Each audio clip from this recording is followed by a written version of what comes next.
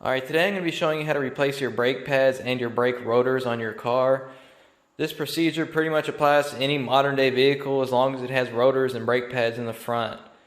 But first thing we need to do is remove this wheel, and if you do not have an electric impact or a pneumatic impact, what you can do is take a breaker bar and whatever size socket your lug nuts are and break them loose while all the weight is sitting on the vehicle. In this case, it's an 18mm socket, so we'll break it loose.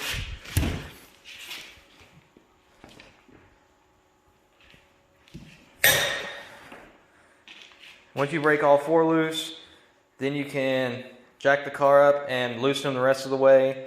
That way you can pull the tire off.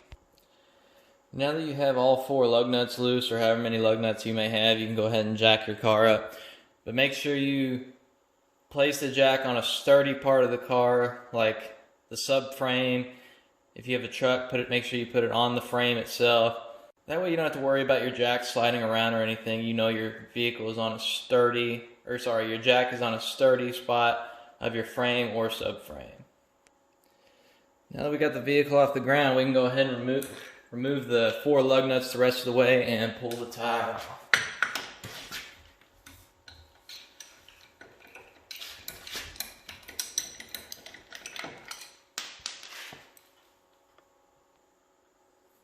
Now that we got all four lug nuts removed, we can go ahead and take the tire off. And one thing I like to do is once you have the tire off, go under here and slide it under the car.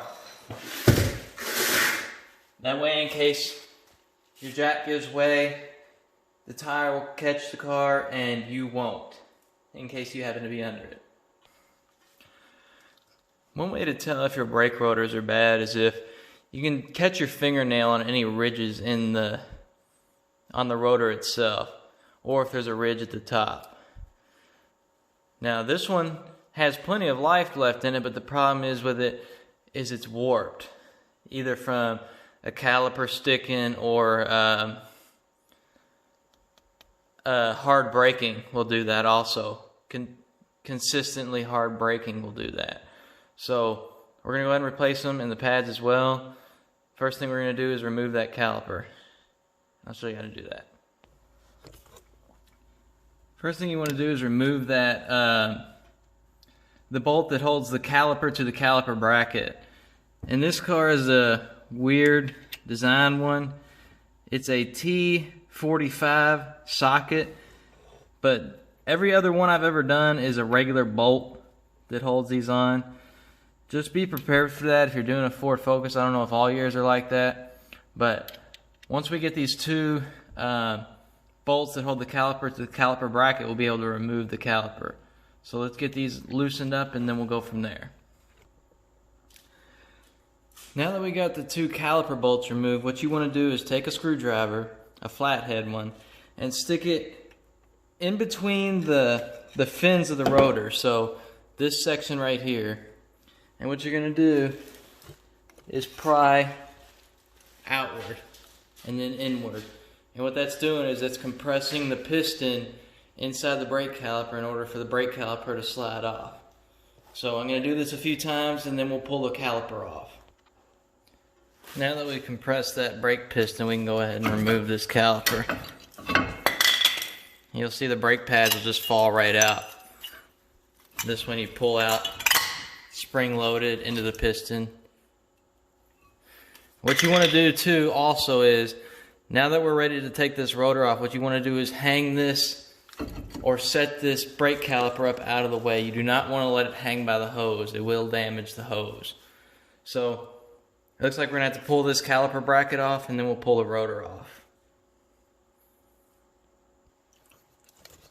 There are two bolts that hold the caliper bracket on. On this vehicle, they look to be 15mm. Actually, I know they are 15mm, so we'll go ahead and get those removed and then we'll be able to pull the rotor off.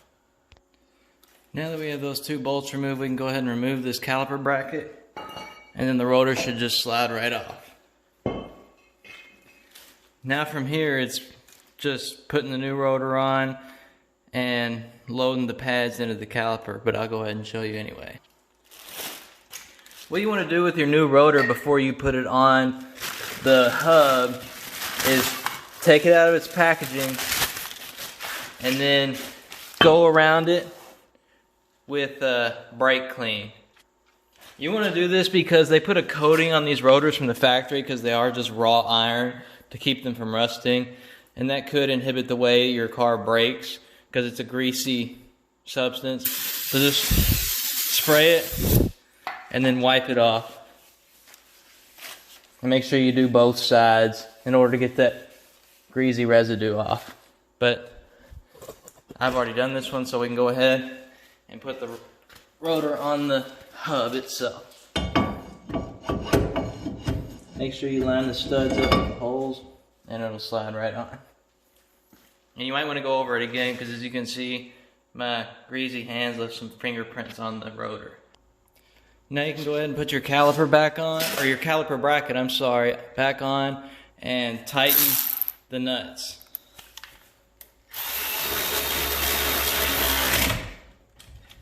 Do the top one. Now we'll do the bottom one. And give it a few extra ugga-duggas. The next thing you want to do after you put the caliper bracket back on the knuckle is take a large pair of pliers like these channel locks and compress the piston in this brake caliper in as far as it'll go. And you want to do this because since you're putting a brand new rotor and brand new pads on, it's as thick as it'll get. So you need all the room from this caliper that you can get in order to put the new pads over the rotor. So just compress it until it's flush with the caliper, and then you can load the new pads in it. As you can see, we're almost there. So I'll keep compressing this and then meet you back when it's time to put the pads. Now we can go ahead and put the pad that goes into the caliper itself into the piston. As you can see, it's got the 3 clips that will hold it in.